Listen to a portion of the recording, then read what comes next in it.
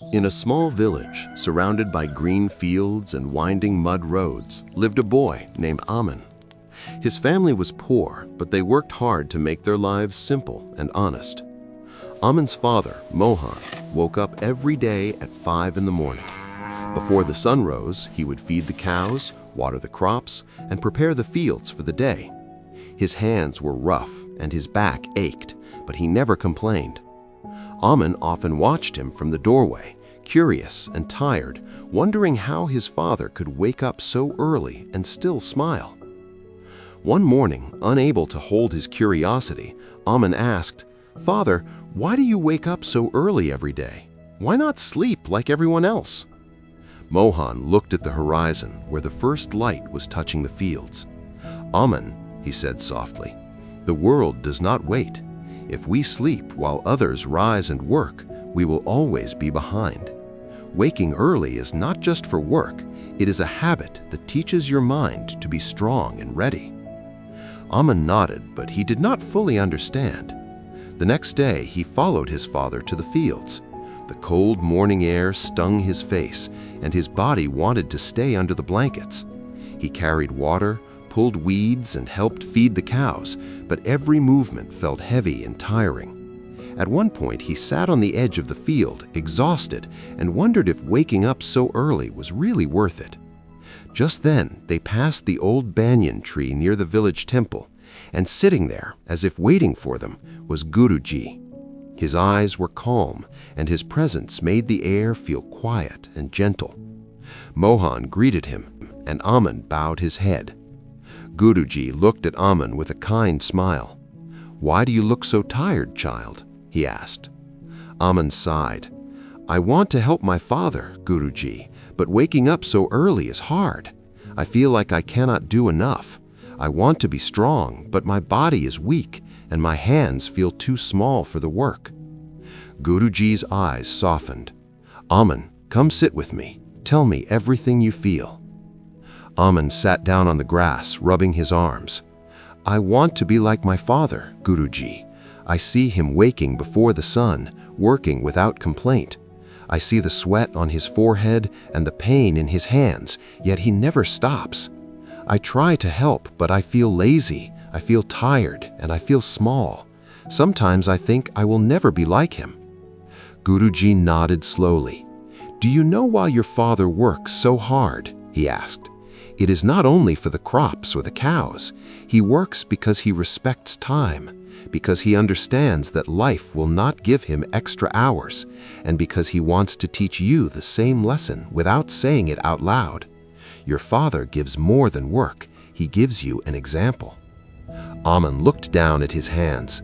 "But Guruji, I try to wake up, I try to work, and yet I fail sometimes. My hands are tired, my legs are sore, and sometimes I want to give up. How do I become like him?" Guruji leaned closer.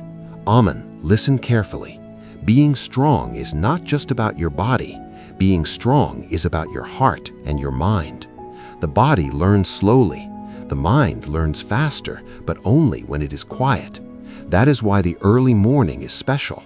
At 5 in the morning, the world sleeps. The birds have not yet started singing, and the mind is calm.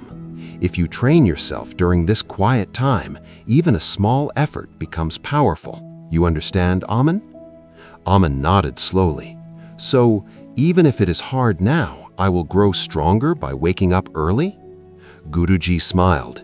"Yes, every morning you rise before the world, you win more than just hours.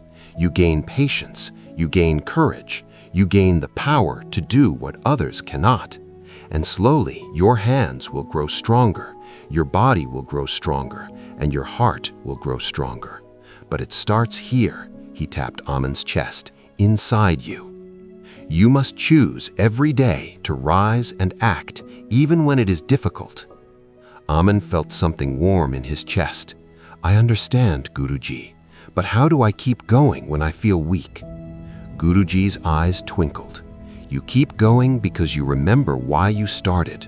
You keep going because your father gave you the example, because your village depends on you, because life will test you if you stop.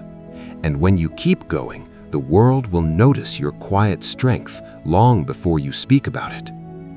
From that day on, Amen woke up at 5 every morning.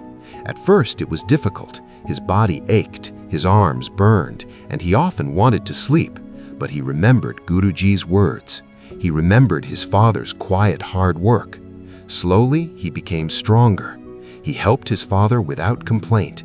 His hands became tough, his back grew stronger, and his mind became calm and focused. Every morning after the work in the fields, Amen would sit under the banyan tree and talk to Guruji, learning lessons that had nothing to do with books. Lessons about patience, about time, about life, and about how small, consistent effort can grow into great strength. Years passed. Amen grew taller, stronger, and more confident. One morning, as he stood in the fields watching the sunrise, his father placed a hand on his shoulder. "I am proud of you, Amen," Mohan said quietly. "You have learned more than work. You have learned life." Amen smiled. He looked at Guruji sitting nearby, smiling gently. He understood now that the power of 5 in the morning was not magic, and it was not about the sun. It was about the quiet effort, the small choices, the discipline that builds a person from inside. And Amen knew no matter where life took him, he would carry this lesson forever, rising early, working hard, and learning from those who showed him the way.